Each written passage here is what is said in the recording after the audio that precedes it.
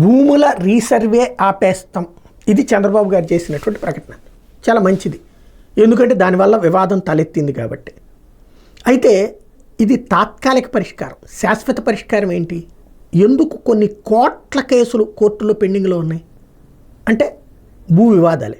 ఎందుకు వస్తున్నాయి అవి? ఒక భూమి నాదేనన్న తర్వాత రిజిస్ట్రేషన్ అయిపోయిన భూమికి ఇంకొకడు వచ్చి వాళ్ళది కాదంటాడు. ఇక్కడికి వెళ్తే రిజిస్ట్రేషన్ నాకేం సంబంధం, రిజిస్ట్రేషన్ చేయడం వరకే నాకు సంబంధం అంటారు. ఎంఆర్ఓ ఆఫీస్కి వెళ్తే మాకేం సంబంధం, అక్కడ మీరు అమ్ముకున్నారు కదా, మీరు కొనుక్కున్నారు కదా అంటారు. ఇదంతా తేలాలంటే దశాబ్దాలు పడుతుంది. కోట్ల మంది, లక్షలు కాదు కోట్ల మంది ఈ లిటిగేషన్స్తోనే అన్యాయం అయిపోతున్నారు. కోర్టుల చుట్టూ తిరగాల్సి వస్తుంది.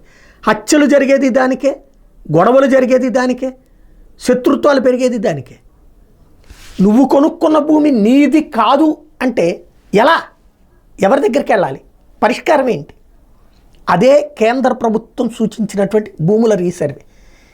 ఎవరి భూమి ఎవరి పేరు మీద ఉందో ఫిక్స్ చేసేయడం, ఆన్లైన్లో కూడా ఫిక్స్ చేసేయడం.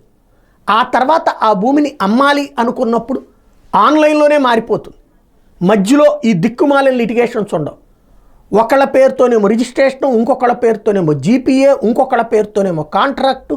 ఇట్లా ఒకే భూమి మీద 3-4 రకాల లిటిగేషన్ పెట్టేవాడి చేతిలో హస్తం నడుస్తుంది. ధనవంతుడు బలవంతుడి చేతుల్లో నలిగిపోతున్నటువంటి సామాన్యుడికి పరిష్కారానికి సంబంధించి కేంద్ర ప్రభుత్వం సూచించిన దాని మీద నీతి ఆయోగ్ ఇచ్చినటువంటి చట్టాన్ని ఇక్కడ తీసుకొచ్చారు. అయితే దాంట్లో ఉన్నటువంటి ఒకే ఒక్క లోపం ఏంటంటే కింద కోర్టులు కాకుండా ఏకంగా హైకోర్టుకి వెళ్ళాలి అన్నటువంటి.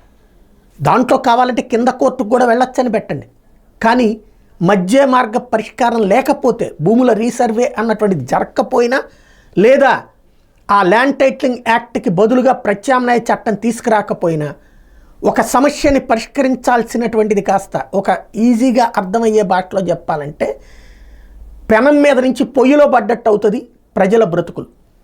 లేదు ఇలాగే కరెక్టు, ప్రజలు అదే కోరుకున్నారంటారా? ఎవరిష్టం వాళ్ళది.